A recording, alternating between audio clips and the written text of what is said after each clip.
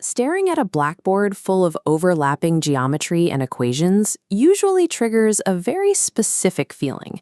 For most of us, it's a tight knot of anxiety, the sudden, overwhelming sense that we are looking at something completely foreign. We tend to treat mathematics like an artificial language. We think of it as a rigid system of rules and symbols, cooked up by ancient philosophers, that we now have to forcibly memorize. Because of that, society assumes we all start out as blank slates. The logic follows that if you struggle to learn those rules, your brain simply isn't wired to read this code. We view mathematical ability as a complex piece of software that has to be installed into a reluctant brain. However, biological evidence reveals that we are born with the necessary hardware already in place. Think about it this way. If math is purely an invented human concept, like the alphabet or traffic laws, then creatures entirely isolated from human culture should have no capacity to process it. This cognitive experiment demonstrates the anomaly. Researchers show a 4-month-old infant one block going behind a screen, followed by a second block.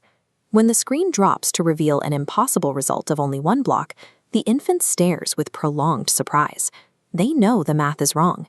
This occurs outside our species too. Crows, chimpanzees, and even some fish accurately track, compare, and react to different quantities of items in their environment. 4-month-old babies and wild crows have zero cultural education. Their ability to process numbers proves that dealing with quantities is a deep biological instinct. There's a physical mechanism for that instinct. Look at this illuminated region, the intraparietal sulcus. This circuitry is hardwired to process quantities.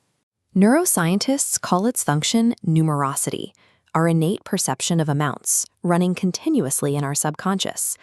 One of the clearest ways this circuitry operates is through subitizing. This is the brain's ability to instantly recognize small groupings of objects, up to 3 or 4, without ever actually counting them. Let's test yours right now. Tell me how many dots appear on the screen. 3. You didn't count 1, 2, 3. The answer simply appeared in your mind the millisecond your eyes hit the image. Your hardware did the work automatically. Now try it again with this new image. That tiny hesitation you just felt is the moment your biological hardware hits its physical limit. You couldn't subitize 8. You had to switch gears and use conscious cognitive effort to count. In biology, the most effective way to prove a mechanism exists is to examine individuals whose mechanism is broken. This brings us to a condition called dyscalculia, a neurological impairment of the brain's number module that exists independently of a person's general academic performance. Imagine looking at 2 different groupings of objects and feeling no instinctual sense of their weight. To a person with dyscalculia, quantities seem to shift and morph, making it impossible to feel which pile is larger. Since the automatic hardware is impaired, determining if the digit 5 is larger than 3 requires immense, exhausting cognitive load rather than split-second intuition. Dyscalculia proves that effortless math fluency is a specialized biological gift, distinct from any classroom achievement. This leaves a logical gap. We have an ancient instinct tuned to recognize a few berries on a bush.